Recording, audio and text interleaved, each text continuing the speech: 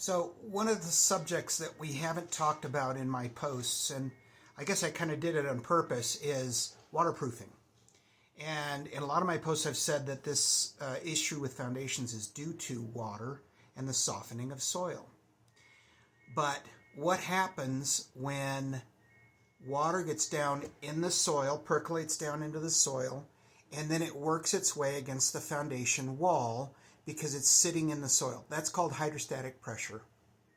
And because concrete is porous, and oftentimes the waterproofing that was done on the foundation is not good or has deteriorated or is gone, then you get water coming in through the foundation walls, or, God forbid, in the basement. Now, I realize that there are many different states and countries that are maybe watching this, and so it doesn't always apply to you. But there are states like Florida and Texas and New Mexico and Arizona that are pretty much all slab on grade. They don't have a crawl space. They don't have a basement.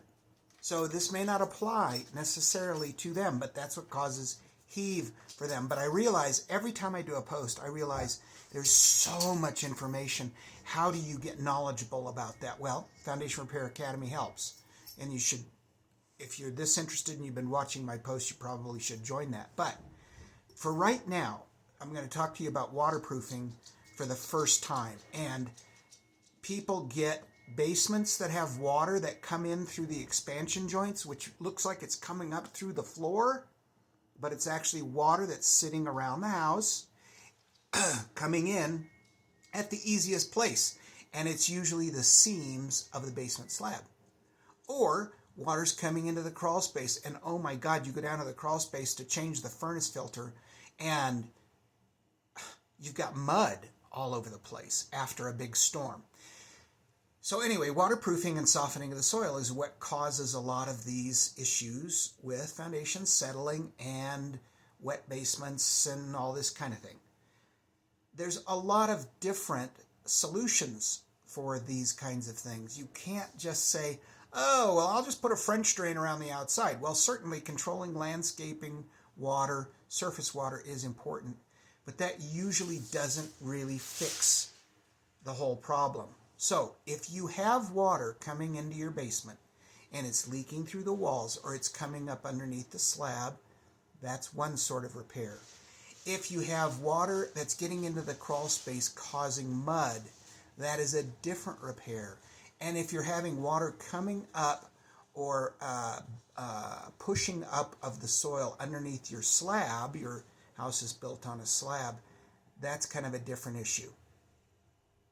So there's the major solutions for this, and we deal about it a lot more in the classes, but the major repairs are either an interior drain, which means the slab gets cut in the basement, or it's an interior drain in the crawl space put down in the dirt with a sump pump to release that pressure of water and discharge it.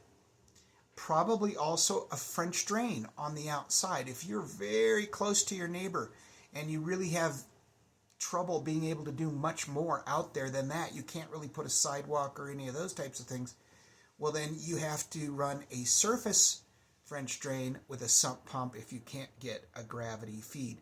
Now, please be careful. Do not go to a landscaper for this advice, because a landscaper will only follow exactly what you tell them to do, or they'll say, oh yeah, I know how to do that. The problem with that is they usually do not know. And if they're relying on you and you barely know, then you're not going to get a proper result for what you're looking for. So check with a pro. Call a structural engineer. Call a architect or a landscape contractor that knows drainage, not just Joe Schmo who's going to dig out a trench, or deal with a foundation repair contractor. That is what I would suggest in regards to a water issue or waterproofing issue.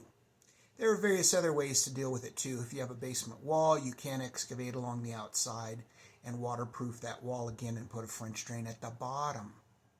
But none of these methods are foolproof. Those are good starts. They cost a little bit less sometimes, but probably the repair would be an interior drain.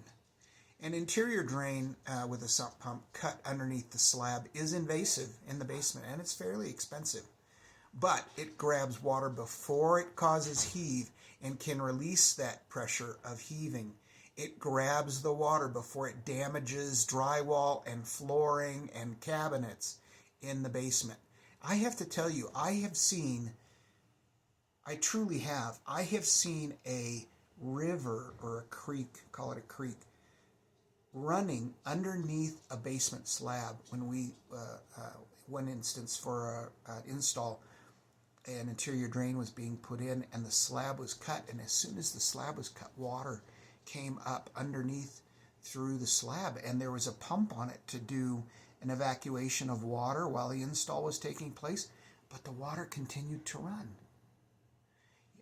Grading would not have changed that, because that is groundwater or spring water that comes in from underneath.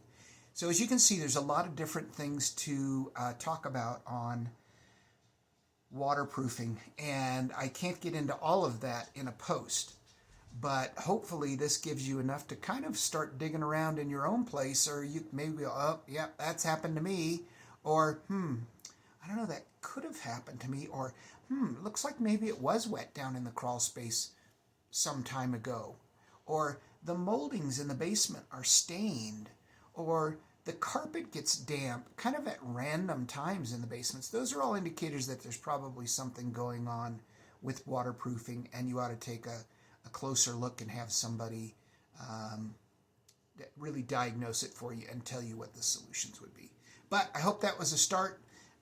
There's lots of other things to talk about in waterproofing. I hope I'll be able to get some posts out regarding that, but you just can't cover it all in these short form posts for videos on the internet. So thanks for listening.